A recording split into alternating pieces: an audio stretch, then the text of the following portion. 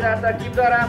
همونطور که می‌بینیم پشت سر تیم ولایت برق نوبت کندوز رسیده.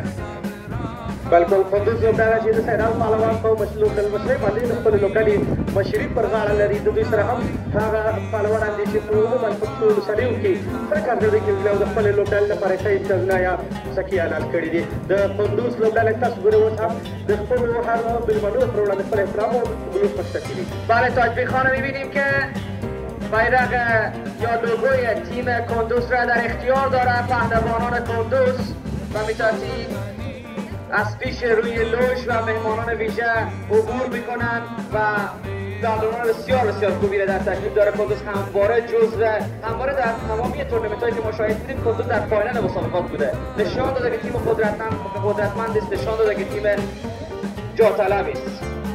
بالکل د کندوز لوبډله هغه لوبډله ده چې موږ د کوم بزکشۍ لیګ چې د افغانستان د بزکشۍ لیګ چې په کابل کې ترسره شو په هغې کې اخرو څلورو پړاوونو کې ځان نیمه پایلوبې ته رسولی و. په بختیاري نه کوله، کله به قزل ګټلو او کله به سمنگان ګټلو.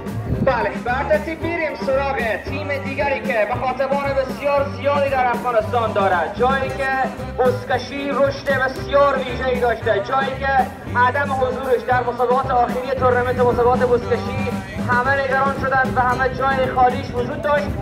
تیم قدرتمند ولایت بدخشان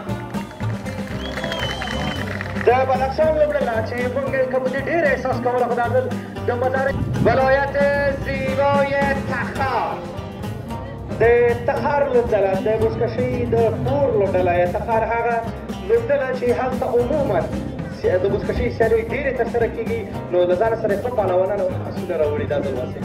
بله همطور که می‌بینیم اسبای بسیار بسیار تنومندی را در اختیار دارند پهلوانان ولایت تخار. نشان میده که بسیار بسیار آماده هستند با مشت‌های بسیار قوی، بازوهای توانمند.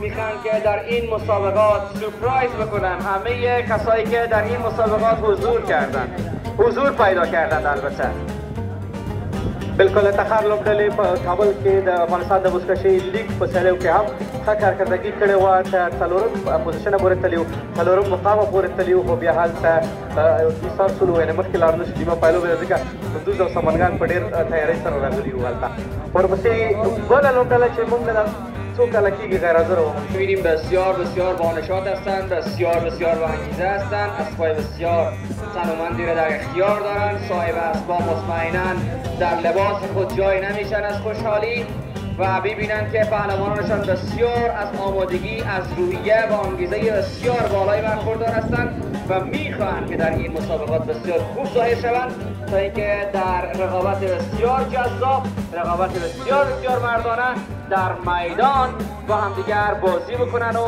همه هوادارهایی که اینا رو میبینن